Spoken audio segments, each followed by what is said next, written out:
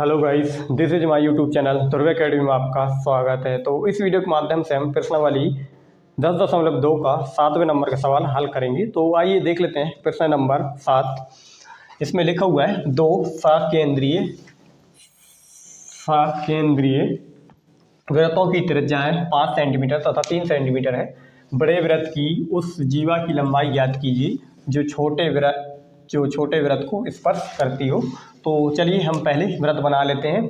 इसमें सकेंद्रीय यानी कि दो वृत्तों का केंद्र एक ही होना चाहिए। तो चलिए हम पहले वृत्त बना लेते हैं।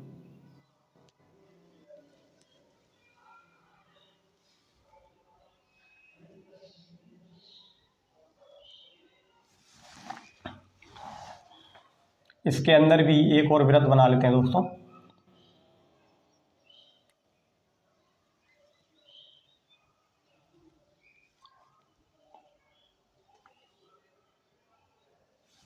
चलिए हमने ये वृत्त बना लिए और इसके बीच में क्या रहेगा दोस्तों, सेंटर में केंद्र बिंदु, यानी जो बड़ा वृत्त है उसका भी केंद्र बिंदु और जो छोटा वृत्त है उसका भी केंद्र बिंदु, दोनों का केंद्र बिंदु एक ही रहेगा। इसलिए बोला जाता है कि दो वृत्तों का क्या हो जाएगा दोस्तों, सकेंद्रीय, है ना। ठीक है, तो वृत्तों की त्रिज्याएं ज्ञात कीजिए। वृत्तों की त्रिज्याएं कितना है दोस्तों, 5 सेंटीमीटर तथा 3 सेंटीमीटर है। बड़े वृत्त की, अब पहले हम 5 सेंटीमीटर के त्रिज्याएं खींच लेते हैं जो कि बड़े वृत्त में आएंगे दोस्तों। तो हमने ये बड़े वृत्त में खींच दिए 5 सेंटीमीटर का, और एक कितना है, 3 सेंटीमीटर का है। तो 3 सेंटीमीटर वाला भी खींच देते हैं दोस्तों। तो ये हमने दोनों खींच दिए। बड़े वृत्त की उस जीवा की लंबाई ज्ञात कीजिए। अब बड़े वृत्त कौन सा है दोस्तों, ये है। अब यहाँ से हमें जीवा डालना है, जीवा की लंबाई डालना है जो छोटे वृत्त को स्पर्श करती हो। जीवा की लंबाई डालना है दोस्तों। तो जीवा की लंबाई डालने के लिए हम क्या करेंगे, छोटे वृत्त को स्पर्श करवाएंगे। तो चलिए हम छोटे वृत्त को क्या करवा दिए दोस्तों, स्पर्श करवा दिए, क्योंकि उसमें प्रश्न में कहा गया है छोटे वृत्त को स्पर्श करती हो। तो हमने यहाँ पे बड़े वृत्त से छोटी वृत्त की स्पर्श रेखा करवा दिए दोस्तों, हमने यहाँ पे जीवा डाल के।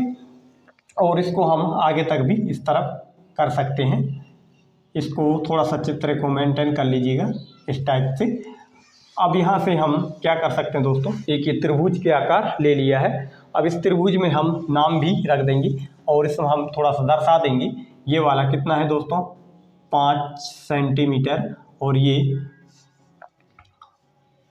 5 सेंटीमीटर और 3 सेंटीमीटर बड़े वृत्त की 3 सेंटीमीटर यहाँ से आ जाएगा दोस्तों अपन को 3 सेंटीमीटर। अब ये क्या बन गया दोस्तों, त्रिभुज बन गया है। अब इसका हम नामकरण कर देते हैं दोस्तों। तो इसमें हम नाम क्या क्या रख सकते हैं दोस्तों, यहाँ हम ओ बिंदु रख सकते हैं और यहाँ पे पी क्यू और इसको आर नाम दे सकते हैं। अब यहाँ से देख सकते हैं ओ क्यू पी और ओ क्यू आर दो त्रिभुज बन गए हैं दोस्तों। तो हम इस तरफ वाले त्रिभुज का सॉल्व कर लेते हैं, यानी कि हमें P और Q के बीच की दूरी निकालना है दोस्तों। P और Q की जो डाला गया था, क्या डाला गया दोस्तों, जीवा की लंबाई डाला गया था, यानी कि हमने P बिंदु से Q के बीच में जो जीवा डाला है इसको हमने निकालना है। तो Q और R दोनों, मतलब दोनों पक्षों में बराबर है। इस तरफ का निकल जाएगा तो ये भी बराबर ही रहेंगे दोस्तों, एक निकल जाएगा, दोनों तरफ के ही आसानी से निकल सकते हैं। तो चलिए हम इस तरफ सॉल्व कर लेते हैं। तो ये सॉल्व होगा दोस्तों प्रमेय नंबर 1 से। यहाँ हम लिख देंगे प्रमेय 10.1 से, प्रमेय नंबर 10.1 से। और हमें यहाँ पे ज्ञात क्या करना है दोस्तों, पी क्यू। तो यहाँ लिख देंगे ज्ञात करना है, क्या ज्ञात करना है दोस्तों, पी क्यू बराबर, ये निकालना है अपन को दोस्तों मान। तो दोस्तों हम यहाँ से देख सकते हैं ओ आर, एक हमने क्या डाला है दोस्तों, लंब डाला है। तो हम यहाँ लिख देंगे ओ आर लंब, किस पर डाले हैं दोस्तों, लंब पी और आर में डाले हैं, यानी जो पी से आर के बीच में गया है उसके ऊपर हमने क्या डाला है, लंब डाला है। तो यहाँ लिख देंगे पी आर, यानी ओ सॉरी ओ क्यू आएगा यहाँ पे, लम हमने ओ क्यू डाला है, ओ क्यू जो कि लम डाला है, किसके ऊपर डाला है दोस्तों, पी आर के ऊपर हमने लम डाला है। तो आइए हम आगे देख लेते हैं।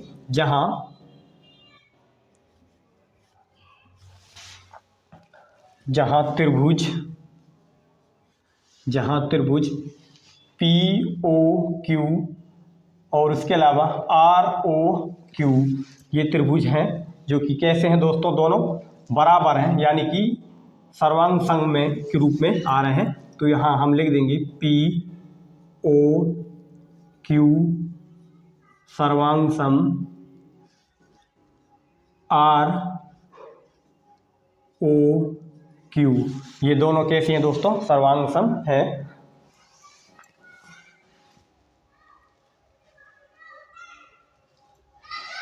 तो यहाँ से हम देख लेंगे पी क्यू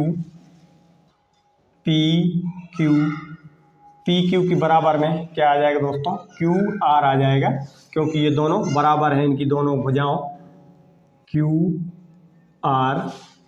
उसी प्रकार से और कौन कौन से हैं दोस्तों, उनको भी हम बराबर में लिख देंगे।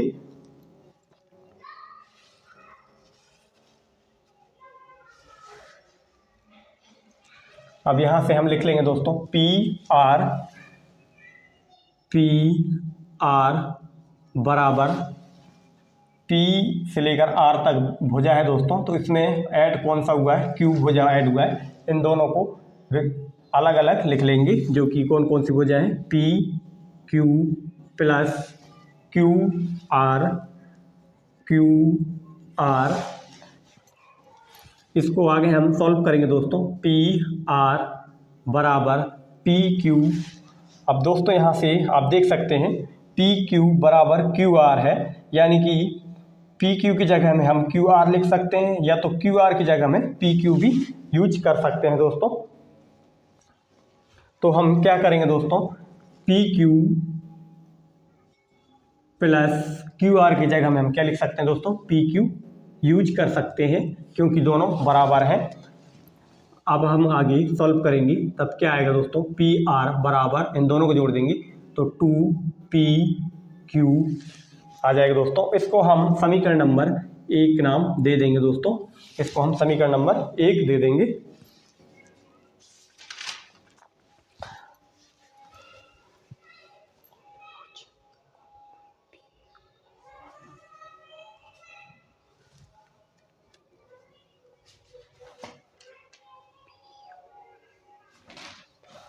अब यूज कर लेते हैं दोस्तों समकोण त्रिभुज, जो कि हम कौन कौन से यूज करेंगे, POR।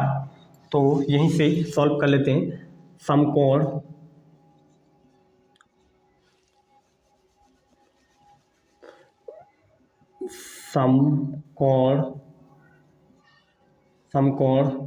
त्रिभुज POQ में, समकोण त्रिभुज POQ में, इसमें से आप देख सकते हैं एक त्रिभुज बन गया है, जिसमें ये कर्ण और ये लंब और ये आधार के रूप में आ जाएगा दोस्तों। तो इसमें हम सॉल्व कर लेंगे। तो इसमें हम क्या कर सकते हैं दोस्तों, पाइथागोरस प्रमेय का यूज करेंगे, क्योंकि हमें उसी से हमें कर्ण का मान और वर्ग इनका आधार का मान निकल जाएगा। तो पाइथागोरस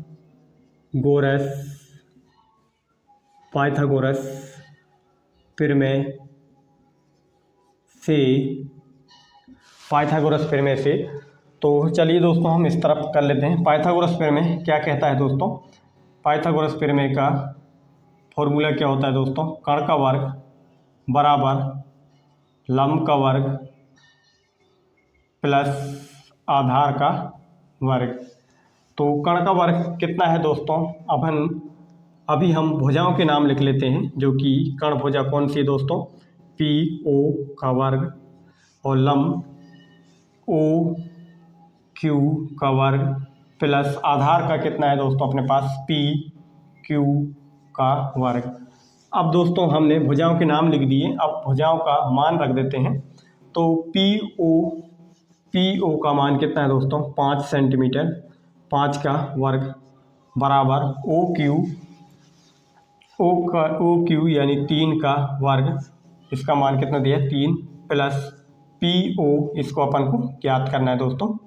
तो पी क्यू का वर्ग, 5 का वर्ग 25 हो जाएगा दोस्तों, और 3 का वर्ग 9 होते हैं, और 9 को हम इस तरफ लेके आ जाएंगे तो ये माइनस के 9 बराबर पी क्यू का वर्ग।